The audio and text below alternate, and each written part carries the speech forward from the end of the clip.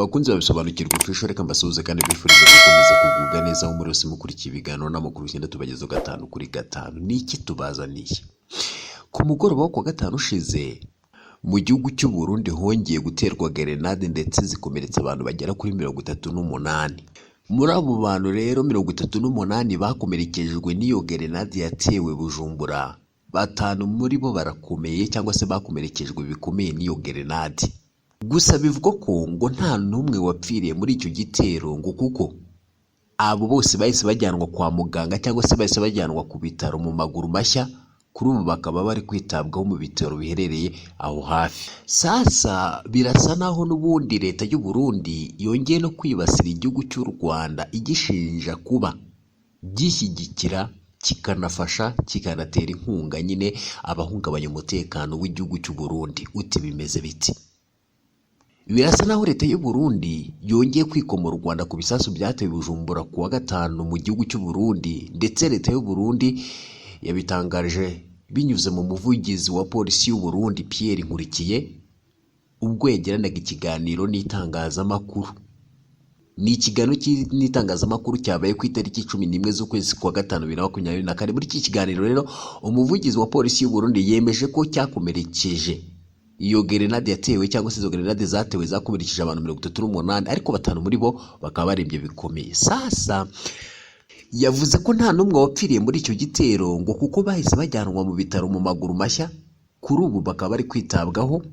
Gusa nk'uko uyu muvugizi w'igipolisi yabisobanuye, yavuze ko hari ikindi gisasu cyatewe ku mugoroba wo kwa gatanu muri zone Ngagara, ariko ko kitigeze kigira uwo gihitana. Ni nyuma y'ibyari byagabwe nyine ku ruhande rw'ahahoze isoko rikuru rya Bujumbura, yemeza ko cyakomerekeje uwo nyine wari wagiteye, aho yanaje gufatwa ndetse ngo asanganwa n'ikindi gisasu ateganya gutera. Sasa hari abafashwe, hari abamaze gufatwa ku buryo baneretswe nyine itangazamakuru, bikagaragara ko abunga ari bo bagize uruhare muri izo grenade zatewe aho mu gihugu cy'u Burundi. Muri abo bafashwe rero bakunzi babisobanukirwa official, umuvugizi w'igipolisi cy'u Burundi yashimangiye ko abagize itsinda ry'abatera ibisasu bategurwa bakanahabwa ibikoresho na leta y'u Rwanda biciye muri Red Tabara.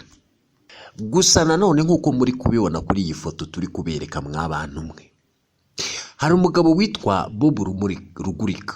Uyu Bob Rugurika ni umuyobozi wa radiyo yigenga mu gihugu cy'u Burundi yitwa RPA. Iyi radiyo rero igenda ikora ubusesenguzi buratandukanye. Murabizi ko uyu Bob Rugurika yigeze gutangaza iby'uburozi, avuga ko ari iperereza yikoreye, ndetse agaragaza ko Pierre Nkurunziza yahitanwe n'uburozi, ndetse uburozi bwahawe nyine uyu Pierre Nkurunziza wari umukuru w'igihugu cy'u Burundi, bikaba byaragizwemo uruhare na bamwe mu bayobozi bayoboye igihugu cy'u Burundi uyu munsi. Ndetse nk'uko byagiye bitangazwa, harimo ababigizemo uruhare, harimo abayobozi banakomeye mu gihugu cy'u Burundi kuri uyu munsi. Sasa uyu Bob Rugurika rero yavuze ko ubutegetsi bw'u Burundi ari bwo butegura bukanagaba ibitero ku baturage b'abasivile kugira ngo bagire ibyo babibagiza. Uyu yagaragaje ko ino foto yagaragajwe cyangwa se aba bantu bagaragajwe ko bagira uruhare cyangwa se bagize uruhare mu gutera grenade mu gihugu cy'u Burundi, agaragaza ko uyu wa kane uhereye ibumoso ugana iburyo, uyu nguyu rwose ngo yitwa Canisius. Uyu rero ngo yahoze ari umusirikare w'igihugu cy'u Burundi, ndetse ngo uyu nguyu akaba anakomoka i Rumonge. Uyu Bob Rugurika rero, uyu Bob Rugurika kuri Twitter ye cyangwa se ku rubuga rwa X rwahoze rwitwa Twitter, yanditse ko uyu Canisius yahoze ari umusirikare w'igisirikare n'ubundi cy'u Burundi ukomoka i Rumonge, ndetse ngo hari hashize ibyumweru birashimuswe nyine ashimuswe n'urwego rushinzwe ubutasi aho mu gihugu cy'u Burundi. Ni urwego rwitwa SNR. Uru rwego rero rukaba ngo rwaramufunzwe rwihishwa. Uru rwego nyine rushinzwe ubutasi aho mu gihugu cy'u Burundi rukaba rwarafunze rwihishwa, rwarashimuse rukafunga rwihishwa uyu nyine n'ubundi Canisius, cyangwa se uyu werekanwe ku mwanya wa kane uturutse ibumoso ugana iburyo witwa Canisius. Noneho rero ngo amaze gushimutwa akanafungwa n'urwo rwego rushinzwe ubutasi mu gihugu cy'u Burundi, ngo yaje kwerekanwa hamwe n'abandi bashinja kuba inyuma y'igitero cya grenade giheruka kuba i Bujumbura. Igipolisi cy'u Burundi kikaba cyerekanye abantu bashinjwa kuba inyuma y'igitero cya grenade giheruka kugabwa i Bujumbura. Murabizi ko cyakabwe kuri uyu wa gatanu ushize, ndetse ariko Bob Rugurika uyobora cyangwa se umuyobozi wa radio RPA aho mu gihugu cy'u Burundi akaba yagaragaje ko uyu muntu wa kane nk'uko turi kubibereka kuri iyo foto rwose, uyu nyakubahwa wa kane uherereye ibumoso ugana iburyo witwa Canisius rero ngo akaba yarashimuswe n'urwego rwa rushinzwe iperereza cyangwa se rushinzwe ubutasi mu gihugu cy'u Burundi. Kuri ubu akaba yerekanwe nk'umwe mu bagize uruhare mu itegurwa no gushyirwa mu bikorwa rya grenade zatewe mu gihugu cy'u Burundi. Umuvugizi w'igipolisi cy'u Burundi yavuze ko abakora iterabwoba bari bateye ikindi gisasu mu Kamenge hitwa kuri Bar du Peuple, aho cyahitanye n'ubundi umuntu umwe muri batandatu bari bakomeretse. Uyu muvugizi w'igipolisi cy'u Burundi yashimangiye ko abagize iryo tsinda ry'abatera ibisasu bategurwa bakanahabwa ibikoresho na leta y'u Rwanda biciye muri Red Tabara. Gusa ntacyo u Rwanda ruravuga kuri ibyo rushinjwa, usibye ko atari bwo bwa mbere nyine u Burundi bushinja iki gihugu gutera inkunga uyu mutwe wa Red Tabara urwanya ubutegetsi bw'u Burundi. Ibyo u Rwanda rwagiye ruhakana kenshi ndetse rugashimangira ko nta mutwe n'umwe rukorana nawo.